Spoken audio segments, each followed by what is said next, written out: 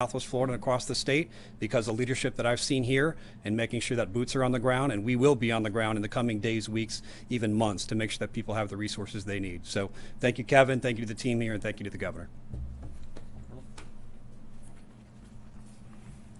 Good morning. I'm Lieutenant Colonel Heidelberg on behalf of Major General Eifert, who's out in the field surveying the damage and working with the soldiers today. First and foremost, I want to thank Director Guthrie and the governor for the whole of government response that we've seen here today. It truly is a team effort, and the National Guard's just honored to be a part of it. We currently have about 5,200 of your fellow citizens, our soldiers and airmen, mobilized in the impact area, supporting over 11 counties.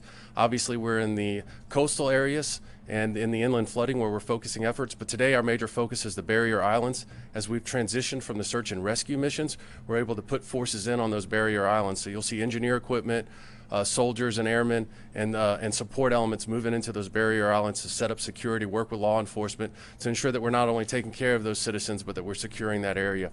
And we'll continue to focus our efforts on the inland flooding. As that continues, those rivers continue to peak. We're prepared to transition it and support those as well. We've got 34 pods, as they mentioned this morning, that we're supporting in those counties. We've got aircraft. We've done over 12,000 hours of flights. We've got over 1,400 rescues that we've supported, but really what the focus is, it's a whole of government effort, and the Florida National Guard's here. We'll continue to be here, and I'm looking forward to answering any of your specific questions you have. I'll be followed by the Secretary of Health. Good morning, everyone. Dr. Ken Sheppy, the Deputy Secretary for Health at the Department of Health. Department of Health and Agency for Healthcare Administration medical teams have been working tirelessly to respond to Hurricane Ian and are honored to serve Floridians in this time of need. We have facilitated the evacuation of over 150 healthcare facilities and over 7,000 patients through both air and ground resources. We continue to work to ensure facilities are regaining operations, and 22 so far have returned to full operations. After 600 healthcare facilities lost power, the state has supported measures to return 412 of those to get back up and running. That's roughly 65% so far. For moms and babies, the Department of Health's Healthy Start coalitions are supporting moms, children, and families by distributing pack and plays, diapers, wipes, and formula to shelters. State health partners continue to monitor the needs of the surrounding communities, and we ask if you are an individual in an impacted area who has non-emergent healthcare needs. We continue to do these assessments around the state of Florida. We ask that you contact your local county health department for any unmet needs so that we may help you with those.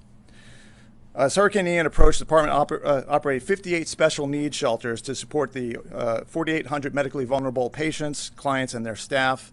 And there are also unique strategies being operated at the county level, such as in Seminole County, where community partners opened a shelter for children with enhanced medical needs, including those on ventilators, serving over 80 registered pediatric clients. The shelters are slowly starting to reduce the number of clients served as individuals either return to their residences or transition to long-term housing. And as of this morning, there are 7 special needs shelters still open with a population of over 600. More than 450 ground emergency service and 8 air ambulance assets have been used to support patient transport, local EMS, and enhance local 911 services and operations in the impacted area. And Alachua and Pasco County Health Departments are assisting with providing oxygen to impacted areas. Our State Surgeon General, Dr. Ladapo, has issued a number of emergency orders to ensure the resources that Floridians need are readily available, including the allowance for out-of-state physicians, nurses of all levels, physician assistants, and EMS professionals to work in our state. We're also expediting processing of new applications in our state for those same professionals, as well as expediting mental health professionals licensing.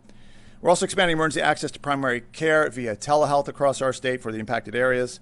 And the Department of Health's Office of Children Medical Services provided expedited translation services in Spanish and Haitian Creole on topics such as carbon monoxide safety and boil water notices to reduce the impacts of the storm on the healthcare needs of our families. We have received a number of calls from volunteers, health practitioner volunteers looking how to volunteer. And I will point out that we can go to, if they are interested in volunteering in the impacted areas, they can go to volunteerflorida.org. In conclusion, I'd like to specifically thank all of our first responders, healthcare practitioners who've worked tirelessly over this past week to facilitate all of these achievements and to help Floridians continue to have good health and recover from this storm. We continue to serve around the clock alongside our partners across all sectors. And I want to specifically thank the Governor and First Lady for their leadership and dedication to our state. Thank you.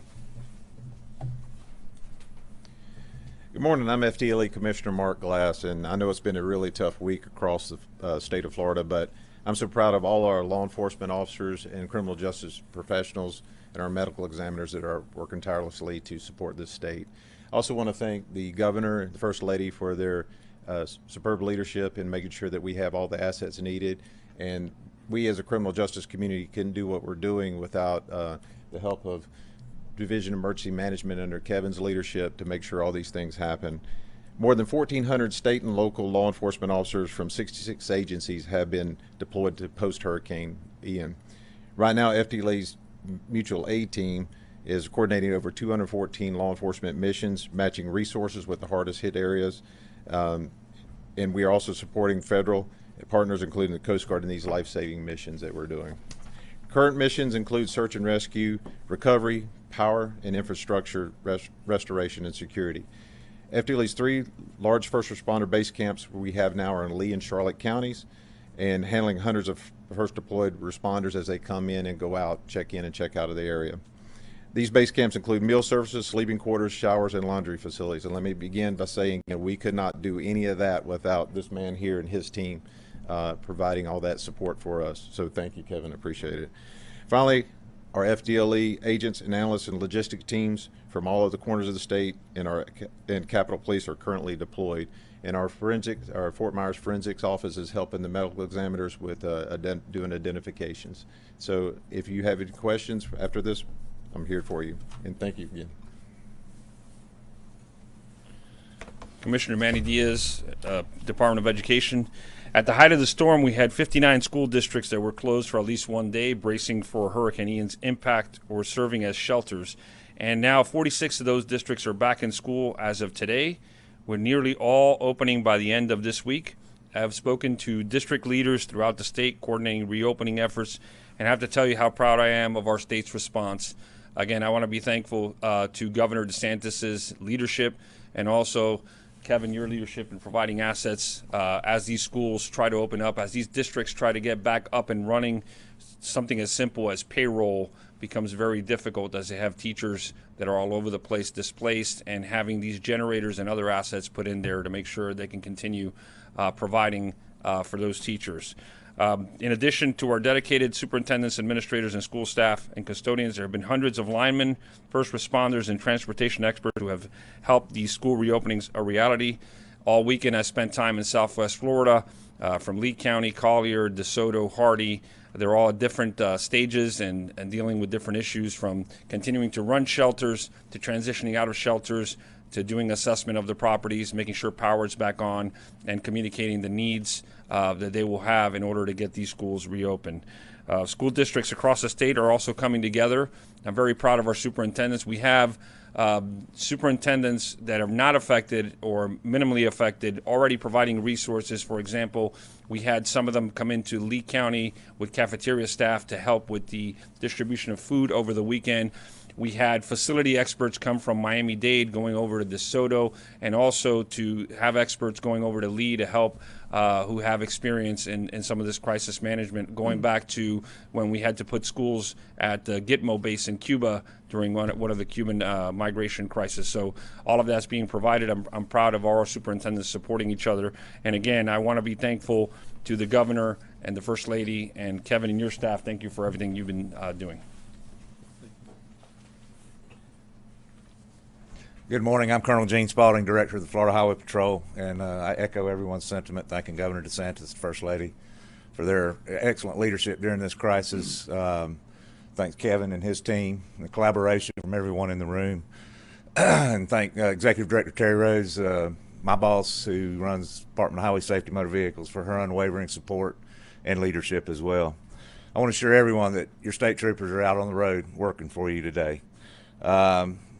Initially, when the first indications of the storm making landfall, we were out in advance, working with Department of Transportation Secretary Jared Perdue closely with evacuations, implementing the emergency shoulder use plan, and making sure that those in the harm's way were able to be evacuated. Immediately following landfall, as soon as our troopers were available, they were hitting the roads, chainsaw crews, bringing tarps to residents and the community, clearing roadways to try to get our emergency responders in. And they've also been providing escorts for utility vehicles, ambulances, fuel trucks, and other critical resources that are needed for these impacted areas. We have canceled all days off for the majority of the state. That's 1,700 troopers that are available. We have actually deployed 200 of our quick response force team members from around the state to the impacted areas. We have two primary base camps, one in Punta Gorda and one in Hardy County. We're also working closely in DeSoto County. Working with the communities, we're providing unmanned aerial vehicle assistance for search and rescue, helping DOT with bridge inspections with those assets, and doing a various number of other things. We've also deployed our mobile disaster relief kitchen to Hardy County command post. To date, we've fed over 1,000 meals to first responders with our team working down there. We also, under Executive Director Rhodes' leadership, have deployed our Flowmobiles, that's our Florida Licensed on Wheels vehicles, to the Hertz Arena in Fort Myers. They will be there at 1 o'clock today, providing driver's license replacements, vehicle tag replacements, and they can make copies of titles, but they can't do any title work right now. But they will be deployed as of about 1 o'clock this afternoon, and they'll be working 8 to 6 daily, 7 days a week, for those that have been displaced or in need of driver's license, ID credentials, or anything dealing with motor vehicle registrations. There again, we continue to work with DOT Secretary Perdue on travel. That is our biggest issue right now as far as reentry and checking roadways. We still have several roadways that are underwater. Keep in mind that just because the water recedes don't necessarily mean the roadway is safe to travel on. There is a high likelihood of washouts under the asphalt, under the roadways, so please don't try to drive around barricades. It's been mentioned already. If you don't need to be on the roadways, don't be on the roadways. Leave it available for first responders to be able to respond. And finally, we encourage you to, if you see any stranded motorists or any hazards on our roadways, please contact STAR FHP. That's star 347. That's the toll-free call to our comm centers. Obviously, if it's an immediate emergency, call 911, but I will be available for questions also. Again, thanks, Kevin, for putting this together, and thank everyone in the room for their collaboration. Good morning, everyone. My name is Josie Tamayo. I'm the CEO of Volunteer Florida, and I must say it's an honor and a privilege to be here and speak with you all today and to tell you and give you an update on what we're doing in Volunteer Florida. First and foremost, I want to thank Governor DeSantis and First Lady Casey DeSantis for their incredible leadership throughout this emergency, and for all that are doing great response efforts throughout behind me and even in and outside of this room. I'm grateful here for all of you and bringing attention to ongoing need and aid for our state. Since Hurricane Ian hit, amazing volunteers have subsequently joined our response and recovery efforts through various partner organizations that we work with. Save the Children, the Salvation Army, American Red Cross, Team Rubicon, Catholic Charities, Feeding Florida, Midwest Food Bank, Tool Bank, Operation Barbecue Relief, just to mention a few that we announced the other day. These organizations have been on the ground sharing food, tools, kits, comfort kits, all series of things, and I'm getting calls constantly about baby food and things from all our partners, from Publix to Walmart. And as early as this morning, we received a call of additional funds coming from Comcast to our disaster fund. So I want to thank specifically the First Lady. She has been amazing in leading efforts to fund the Florida Disaster Fund. She has passionately advocated for these relief funds and has helped to secure over $21 million in the first 48 hours since the fund was activated, which is an unbelievable amount of money that will go to great need, not only for response, but as you can imagine, we've all seen the photos, for recovery efforts as well. So Volunteer Florida has already distributed $1 million from the Florida Disaster Fund, and we are working obviously to assess the more needs and for recovery that we have. So many people are working around the clock and have been for days here at the State Operations Center. It is my pleasure to represent Volunteer Florida, and I will say we get calls for volunteers all the time. Please go to www.volunteerflorida.org. We have organizations that post volunteer opportunities, and trust me, we have people manned on the phones to take all types of calls for volunteers, because as you know, we want people to be put to use, and all our partners, the American Red Cross, Catholic Charities, all of those, have volunteers in the hundreds, so we thank them for their service.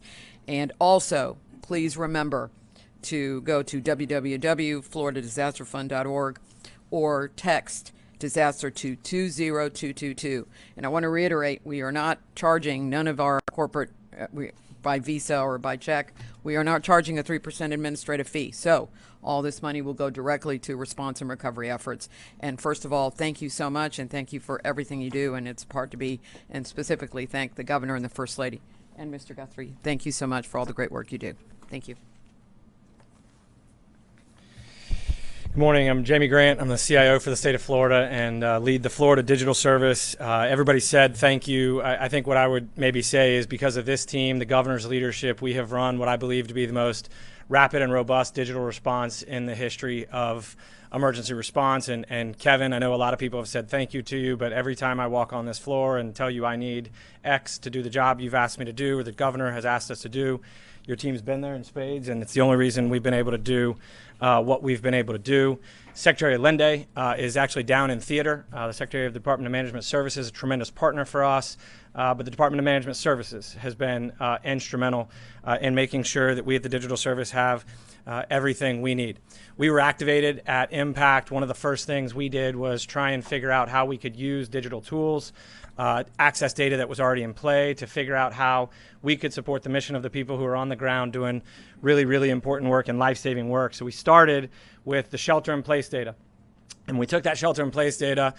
We immediately stood up with our partners over at ServiceNow overnight, an instance where we could start ingesting that data, cleaning it up, and have kind of a structured database moving forward to support all of our efforts. One thing I want to stress as I read you some numbers is that data can answer the questions that data can answer, and if you're asking it the wrong question, and I think we saw that during COVID, right, where people asked questions, didn't understand maybe the answer that was being given, or more importantly, the answerer didn't understand what she or maybe he was saying, and it led the public to a lot of great confusion. So I'm going to try really hard to make sure that we ask the right questions. But the shelter-in-place data represented 20,660 households. So the way that that portal, that survey was set up, it was on a household basis, not a per person basis. There was the ability for free text to come in that would say the number of people, but it's important to make sure we keep the shelter-in-place data in the context of households. There were 20,660 unique household submissions after we were able to do the deduplication work. Within hours of receiving that data, we actually deployed AI contact center technology that we developed with some partners at MCI during the pandemic. We made 44,793 outreaches the day of the storm, both to landline, SMS, and digital capabilities in the field. We had more than 11,317 responses. 10,416 households reported safe. So I want to let that sink for a second. Day of storm, going out, using the data that Kevin's team was able to get from shelter in place before going to bed that morning, whatever time, we had 10,416 households that reported safe, which meant we could tell Mark and Kevin and all of these teams in the field, ESF 4 and 9 on search and rescue, that these are 10,416 households we can put kind of in the queue for wellness checks and other needs down the road, but they're not your exigent circumstances. We had 901 households that reported needing rescue. We immediately began triaging that at the direction of Kevin through the emergency support function on the floor. We then stood up, as the governor announced a couple days ago, missing.fl.gov. That was an attempt to help people through other fashions get us contact information and information so that we could filter that into that same instance and be able to do that. On the manual review of that, we had 74 cases that were reported as to ESF 4 and 9, which are your most critical search and rescue. They then report those in the field. I'm just going to be candid. There's not a way in a situation like this to match record to record. You really have routing processes. What I can tell you is my team upstairs next door walks down to ESF 4-9 to make sure that all tickets have been cleared, they've been routed, and have been immediately responded to. The cooperation with CFO Petronas and his team in there have been fantastic. We then stood up safe.fl.gov. Safe.fl.gov is actually linked to, you'll see a disclaimer at the top of safe and missing. They point to that same back end that we're managing so that we clarify for people this is how to indicate that you or a loved one are missing, and this is how to report that you or a loved one are safe. And we are persistently around the clock cleaning up those records to then report into the emergency support function where we have those. So you can help us make sure that we more accurately and efficiently route resources if somebody is safe, and we can clear that ticket using digital means. That means that a body, a team, a person doesn't have to actually review and go out and respond, and can get to the right place more quickly. The last thing we've been working on, and I know it's gotten a lot of a little bit of attention over the last couple of days, but we are deploying network access as traditional cell and internet carriers try and get things restored on the ground. We, as of 5 a.m. this morning, have 372 commercial high-priority Starlink units in theater being deployed as we speak. These units will start by supporting the CERT pods that Kevin talked about to set up mobile internet cafes, where people can come in, maybe have access to chargers, send emails, send texts, and Wi-Fi call to let their friends or loved ones know that they are okay. They will support mobile command units. So Secretary Eagle and his team will be picking up 10 units when they arrive in theater tonight. Commissioner Glass and his team are deploying units throughout as well. And so those are really intended to be triage network access. We have also been working, and the Starlink folks have been absolutely unbelievable. They do no longer have inventory in Cape Canaveral. There is more coming as we speak. So we will have a rolling inventory to meet demand, and obviously be able to slow that down once traditional cell and network service comes back. For a couple of things, if you're looking for specs, each of those units can support up to 120 concurrent devices at one time. They have download speeds between 100 and 350 megabytes per second, and they have uploads of 10 to 40. And testing and training yesterday, people who had never seen the box were able to unbox to active service in 20 minutes. So I'd like to just again reiterate both a thank you to the governor, the first lady, and to Kevin, but also for everybody to understand that this emergency response is a team sport, that we couldn't do any of this without everybody standing here and some of the folks that are in theater. So we appreciate you. And I guess if I could close it out by just saying, if we can get people to take the step, it may not seem important, but to come to safe.fl.gov to let us know that they are okay, we can better support our teammates in the field. Thank you. Right, thank you, Jamie. Two key critical state agencies that are not here. Jared Perdue, the Secretary for the Department of Transportation, he is actively working on bridge restoration and things of that nature, helping to oversee what's going on there, and obviously CFO Petronas. I will do the best that I can to answer any of those questions if they do come up from those two agencies, but I will most likely defer them to their communications director that is here on site. So with that, we will be willing to take any questions that you may have. Yes, sir. I have a question that goes back to the issue of evacuations again, which lingers. Those decisions that were made by Lee County to evacuate, to issue evacuations on Tuesday morning, were those made by Lee County alone, or were you also involved with that decision making?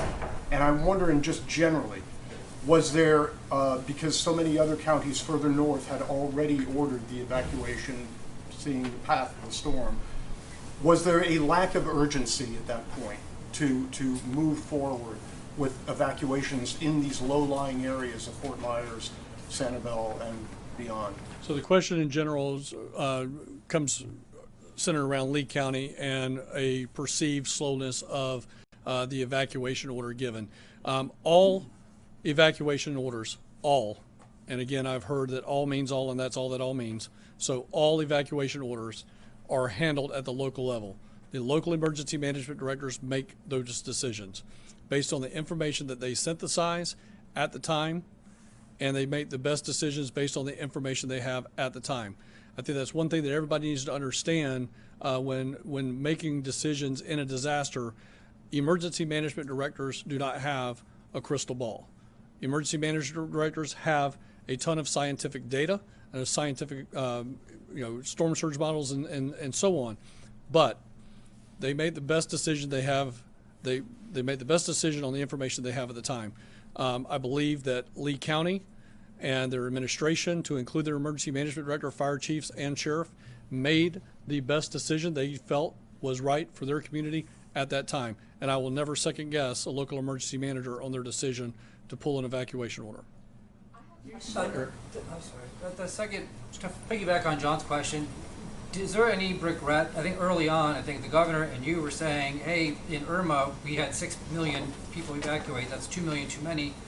Only evacuate when these zones. Obviously, the storm, we didn't know where the storm was going. Some people might not have evacuated. Do you feel like that reticent approach was a mistake in hindsight? Or? So again, the question is centered around, we were telling people you don't need to evacuate unless you're told to evacuate. So again, evacuation orders are at the local level. What the message that we were trying to make sure that we got to individuals is, look, if you go to the websites of either the local county emergency management agency or the state emergency management agency, and you see that you're not an evacuation zone, you're not necessarily needed to evacuate. Get off the roads, stay off the roads, so the people that are in high hazard areas can get on the road and evacuate. That was the message. That's the context and the content behind that conversation. Yes, ma'am. In terms of the current the recovery process, how many people across the state are in shelters right now, and what is the plan for the state to help them find temporary housing? Obviously, there's a lot of houses that were destroyed in the storm. Is there a plan by the state to give them vouchers, temporary housing, FEMA trailers, or what's going on there? So the question in general centers around sheltering and how many are in shelters, what's the next phase look like, what's that housing mission look like. So right now I don't have the exact number of people in shelters, and as far as how many shelters we have, I will either have Amelia or Alicia get that information to you right after this. So let's talk about the next phase of this. Next phase is what we call short-term, if you will, sheltering. We were going from emergency sheltering to now this short-term phase, if you will, of we start to consolidate shelters. And when I say we, I'm talking about the emergency management community in general. So Lee County will start to consolidate down to as few shelters as they need so that they can get schools back open. That'll happen organically in each and every county. We may look at a regional strategy if the individuals in those counties get down to a number that we can go into a regional shelter. I'll give you, for an example, I don't have an example in Southwest Florida, but let me give you one up in the Tampa Bay area. Pasco County has a 1,000, give or take, bed facility that is a state facility that we could use as a regional shelter in that Tampa Bay region. I know that we've talked about some things like that at Babcock Ranch and in still trying to build out some capability in the Southwest Florida area. I don't know that we're at that location, but we will work with our local community partners and try to get to a point where maybe we go to a regional sheltering strategy if we can handle that. So that's what's going to be the next phase is consolidation, get into that shorter term, try to get schools back open, come down to an area where we just have the necessary facilities and the necessary personnel to handle that. Then we're going to get into housing. When we get into housing, that is a joint FEMA, it is a primary, today, it's primarily a FEMA mission. Now, I will say, a good friend of mine, Louisiana EM Director Casey Tingle, has already offered up to donate 500 former FEMA trailers that they used in previous disasters to go ahead and get those over here to see if we can use them in any way, shape, form, or fashion we can. We are actively talking with Casey on how to get those trailers from point A to point B, right? So one of his vendor that he used for that happens to be one of my housing vendors. So we should be able to get that mission moving. We will stage those trailers somewhere. But the overall management of the FEMA trailer or FEMA housing, TSA transitional sheltering assistance or temporary sheltering assistance that goes on in hotels, that is the next phase that we're going to be in. We got to determine how many people we have in that bucket, and we'll start moving to that very quickly. One challenge that we're having right now especially in the Lee County area is hotels are still trying to get water back. So I did not talk about that, so I will talk about that for just a second. Yesterday, under the governor's direction, the Florida Division of Emergency Management reached out to Lee County and the associated municipalities there to see what we could do to assist with getting the water back on.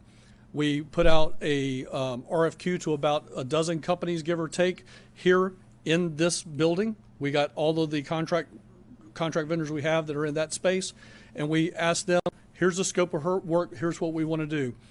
We did award it to a vendor yesterday that has an MIT engineer, and that same engineer worked on that water system in the past. So that's one of the primary reasons we selected that that firm to get that work done. I have given that firm the following benchmarks. To the individuals that can receive water, again, they don't have a catastrophic damage to their home. Their home's not on the, still on the slab. It's still habitable. To those that can receive water, 50% of Lee County I want restored in 72 hours. This was as of 10 o'clock yesterday morning. 50% restored in 72 hours. I want 75% of that the individuals that can receive water restored in 5 days, and I want 100% of those that can receive water returned by Sunday, which happens to be the same day that electrical individuals say that they will have most of the restoration done to homes that can receive that. So we've laid out a very good plan, very good strategy of how to get that done. We've selected a vendor. That vendor is on site right now, turning wrenches, cutting pipe, getting stuff fixed. Is that plan going to alleviate right now where I think we're trucking like 1,000 gallons of water, like 100 miles from like Lakeland, I think? Yes, sir. So Eric, that is correct. This will quickly eliminate the fact that we're having to truck in hundreds of thousands of gallons of water about every 4 to 5 hours for a handful of hospitals and some other critical infrastructure. Right here. As the death toll continues to rise, what's the numbers looking like from y'all's office? So I'm going to let Commissioner Glass give the official count on that, Commissioner. The official count right now of the medical examiners is 58. That was the last official count that we have. But they're working feverishly going through everything now. So, and you have to give them time because it takes time to go through things. But at the same time, they got to determine, was that death related to the storm or was it to other natural causes? You mentioned femurs. Is that what you said? That y'all have activated that as They well? have some femurs out and working in some of the with some of the medical examiners now. Yes, to help them with analyst and identifying. On the search and rescue mission, I mean, is there an update as to, I know that there were 20,000 who were households that were reported in the survey as sheltered in place. Is there an information as to how many households have not been reported safe? So I'm going to ask Jamie to come back up again because I think one of the things, emergency management in general was an industry that, in the last 2 or 3 years was in desperate need of technology engagement. I think we've seen technology engagement in the Florida Division of Emergency Management as a leader nationwide. Even FEMA now is doing some artificial intelligence stuff on the individual assistance side, and I'll let them make their announcements on how they're going to do that. But they are too engaging technology at a rate that has never been engaged before. One of the problematic issues is there's so many platforms. So for instance, right now, the CFO uses a platform. We had a platform that we ended up saying, look, we're getting a lot of data. We need professional help by a group that does nothing but data. So I think there's a lot of different platforms out there, and Jamie is feverishly trying to work to connect all of those. Jamie? Thanks. I want to make sure, will you restate the question so I give you the right answer? And maybe one thing that would help, when you look at the shelter-in-place survey that data first comes in, it's important to see kind of the difference between structured or unstructured data, free text, unstructured. That makes our life really hard. Structured makes our life at least a bit easier. In this situation, we can tell you that there were 24,485 submissions. There were 20,660 unique household records. So there were more than 4,025 duplicate entries by somebody into that survey.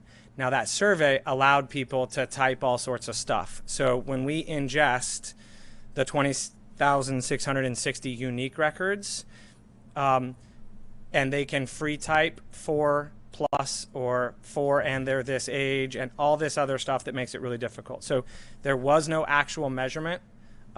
And candidly, right now, our focus is on chasing down the rest of the records before we clean up kind of bad data. So what we've started with is review everything that's structured so that we can get it to Mark and ESF4. If we have knowledge that we have something, we send it. We then have a team working nonstop upstairs to kind of clear. The other thing that I think is important to understand, we are still going into the field regularly with AI technology to contact to try and clean up. So as of this morning, your delta. So let me stop there. Get me back to your question to make sure I'm answering the right question, Anna. Sure. So I guess the most specific way, of those entries, how many of them have yet to be reported safe? So if you did the math of 20,660 minus 10,416, that's against those records. It is candidly impossible for me to map that number to the records that came in from missing.fl.gov at this point. To Kevin's point, the reason we immediately worked around the clock to stand up a ServiceNow instance for the digital service is so that we can ingest data from every single platform. Doesn't mean it's automatic, but we've had a team, we do it a little differently. We've had a Zoom bridge running 24/7 for a week upstairs where devs, data, and design are happening on a nonstop basis to be able to get you to this. We're also still chasing to try and close that gap. As batteries are dead and wet and phones are down, it's impossible for me to even know in some situations that somebody received the text, but we are still getting responses in. I think I just want to add to that, Anna, is, one figure that Jamie doesn't have, but I know he knows, is just the urban search and rescue folks from CFO Petronas' office, the 17 urban search and rescues that are out there, rescue teams that are out there. They've had over 45,000 waypoints that they have put out there. So again, we are somewhat confident, again, this team up here is somewhat confident we are not downrange in the fight, right? But we are somewhat fairly confident that we have had people check every address. Because again, we got 20,000 to Jamie's information. He has 20,000 with over 45,000 waypoints. So if you follow the math there, we've been to just about every address at least once, and now the CFO's office with his teams are going back and doing a second look at every single location. I'm not saying we're not going to find anybody else. I don't want to put that context out there. We may find other people, but here's the thing. We believe that we have searched everything very quickly. Now we're going back and do that technical search by address. We'll take 2 more questions.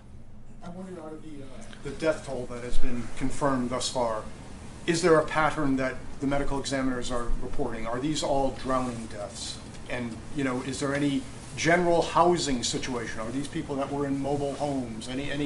Any further extrapolation you can make from? Well, from the second part, I'm not sure on that question. That would have to be getting down in the weeds on that one. But you have drowning, you have some that wasn't able to get medical services, maybe from a heart attack, and I believe if you get with our PIO, she sends something out with a little bit of a context to it, the different types, and if I can get you more on that one later, we can discuss. But it's going to be a myriad of different things. There's a lot of drowning, of course, but there's other avenues. I have a question for Commissioner Diaz on. You had mentioned that nearly all school districts will be opening by the end of next week. Are there any school districts that you don't foresee opening in the near future? And can you talk a little bit about what your expectation is of how many students will be going back? So, like I said, for 46 of the 59 in that bucket, we have the school districts that have probably the most to deal with are Lee, DeSoto, Charlotte, Sarasota, and Hardy counties. And some of the issues out of the schools control are, as I saw yesterday when I went down there with the governor, there's still flooding going on the Peace River in Arcadia with Split-Stack County. There's flooding in Northport and Sarasota, which is causing them to be split off, and they have to deal with the flooding. So as the process works, first of all, Director Guthrie talked about the shelters. They have to transition from the emergency shelters, which are, a lot of them are schools. Once they've gotten out of that duty, they're doing the assessments of their buildings to see when what repairs or how they are to go back in, and then power has to be restored, or in some cases water, in order to even be able to come back into these school buildings. So the rest of them that we talked about that haven't opened outside of those 5 really are mostly just waiting for power to be restored, and they're on a day by day. So we will see schools opening throughout the week and school districts throughout the week because power has been restored. They've already done their assessment, and we continue to do that. On some of the Southwest Florida areas that have more damage, we are day-to-day working with those superintendents, again, continuing to provide resources from other districts, whether it be personnel, assets, and the ability to look at that, and we'll whittle that down to the point where we figure out what assets they would need to completely open again. And those in the hardest hit areas are obviously going to take a little longer, but the goal is to get those students back to school, to return them to normalcy, because we know for the rest of the community to be able to deal with the issues that are remaining, it's very important to have the kids back into school. So we're not going to take any more questions, but I want to, in wrapping up, I want to just make sure that I thank you for being here today, helping us get our message out. I want to thank all of the agency heads that are here. A handful of us will be leaving today and heading down to the Fort Myers area, where some of us will be staying there quite some time, and others will be returning. And I say on behalf of all of us, we all appreciate the governor's leadership, the First Lady's leadership in this area, and we can stand ready to continue to support the mission. Thank you very much.